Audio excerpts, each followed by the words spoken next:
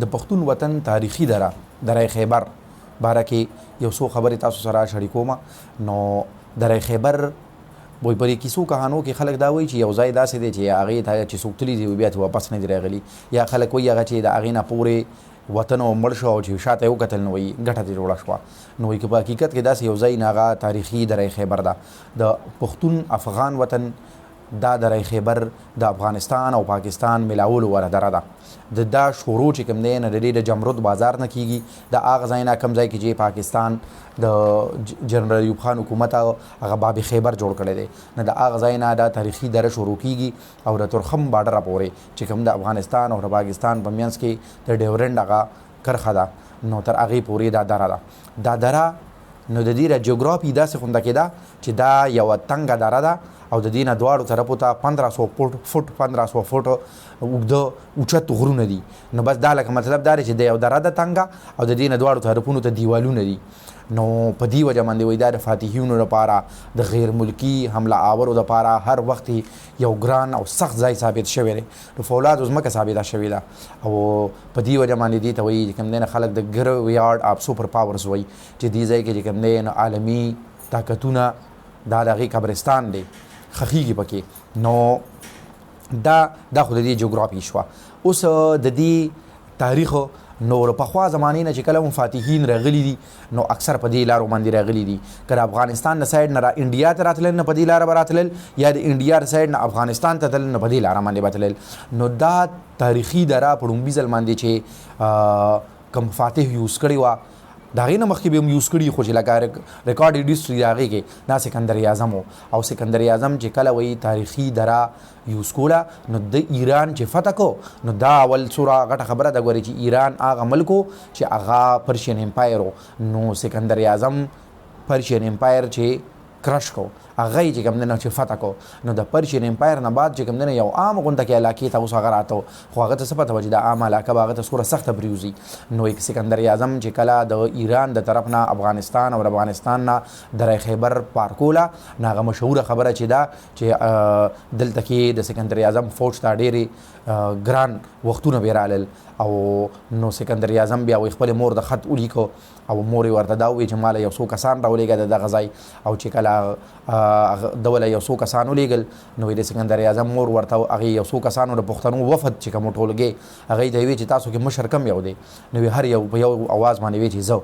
او بیا یو بل پسې تورې راوباسلې چې ولې زه مشر نه یم. نو د سکندر اعظم مور خپل زوی ته چې کوم دی خط راولېږه چې دا خلک چې خپل ځان کې مشر نه مني تا به څه مشر ومني. نو دا په لومبي ځل باندې داسې وشو. د دې نه بعد وایي دا یو تاریخ جوړ شو لکه محمود غزنوي چې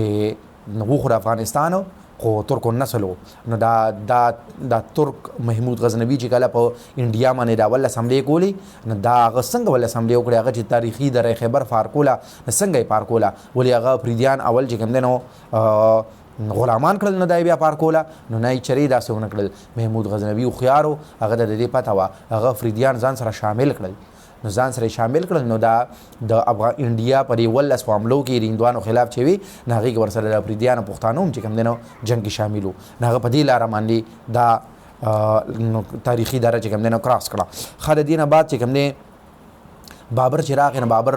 خو افغانستان بادشاه و د وسطي ایشیا نه راغلی و. اوس چې هغه کله د انډیا کس ته اراده وکړه د هغه وهم ګمان کې نه چې دره خیبر کې به دی داسې راګیرېږي او چې کله د افریدیانو په منځ کې ډېر بد راګیر شو نو تاریخي علي مسجد چې دی چې هغه ځای کې وایي دا دره ډېره تنګه شوې ده چې یو څو میټره د دې پلنوالی دی نو هغه ځای کې په هغې تاریخي دره کې تاریخي جومات کې بابر وایي صرف یو شپه تېره کړه ډېره په ګرانه او ځان یې راوباسو پنجاب طرف ته پاتې هندوستان طرف ته. خو د هغې چې کوم دی نه داسې کار وشو چې بابر سره وایي دا یاره بیا تر همیش لپاره وه چې زه به بیا افغانستان ته واپس څنګه ځم. نو بابر چې کوم دی نو څنګه چې موږ د تاریخ نه معلومه ده چې هغه هم بیا پښتنو سره لکه یوسفزو سره چې دلته یې د شاه منصور بابا لور کړې وه بیبي مبارکه واده ورسره کړی و نو هغه بیا هم پښتنو سره دکه د دوستۍ په لاره باندې چې کوم دی نه دوی خپل کړي وو.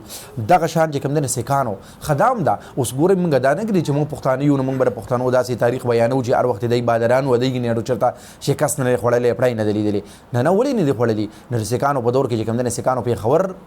قبضه کړو او بیا چې کوم دی نو در خیبر پورې ورسېدل در خیبر کې چې کوم دی نو د هغې جرنیل چې کوم بالله پښتانه یې کتل کړي وری سنګ هغه کله جوړه کړه د هغې کلې باقیات اوس هم شته نو دا کله یې جوړه کړه خو د پښتنو او د نورو قومونو کې فرق اوس دې ځای کې څه دی نه دا دا دی چې د دې غلامۍ زمانه ډېره کمه ده دوی که چېرې د بار نه راغلي خلک چې کوم دي هغوی د څه وجې نه په دوی باندې قابض شوي هم دي فاتح شوي هم دي خو ډېر زر دی چې کوم دی نه د هغوی نه ځان خلاص کړی دی نو داسې کار وشو چې تر څه حده پورې هغوی خو پېښور کیپچر کو خو در خیبر کیپچر کولو کې هغوی ناکامه شو او در خیبر چې تر کومې پورې کیپچر کو نو هغه یو خو دا چې ډېر لږ وخت و بیا دوی داسې کار وکړو چې انګریزانو او سیکانو یو وخت کې د انګریز پر دور کې په افغانستان باندې په شریک حمله کړې وه نو هغې شریک حمله کې چې هغوی یو خو هلته کې افغانستان کې چې کوم دی نه بری ونه موندو او بیا واپسۍ کې چې کوم دی نه د هغوی سره دلته کې په دې دره خیبر کې چې پښتنو او افریدیانو کوم حشر وکړو نو هغوی تر اوسه پورې یاد دی چې دواړو سیکانو او انګریزانو له ډېر بد شکستونه ورکړل نو د هغې نه پس انګریزان خو هوښیار وو او انګریزان نو هغوی د خپل مازغو ومنل او د سوچ نه د عقل نه فکر نه کار واغستو او سالانه 1,25,000 روپۍ په هغه زمانه کې د دره خیبر دکې غیرتمندو افریدو له به ورکولې معجب به دې ته وي لکه خیراج غونډه کې وو نو دا به دی له ورکولې نو سوره پیري ته وایي په تاریخ کې دا شوي دي چې دغه افریدیانو له پښتنو له د بار نه خلکو چې کوم دی نو د تاریخي درې د پارکولو دپاره لکه د دې زمانې یو ټرانزیټ فیس پې ورکو نو دا به چې کوم دی نه ورکو نو دا د تاریخي دره خیبر باره کې یو څو خبرې وې چې ما غوښتل چې تاسو سره شریکې کړم او د داسې علمي ویډیوګانو لپاره زمونږ چینل ګورئ ډېره مننه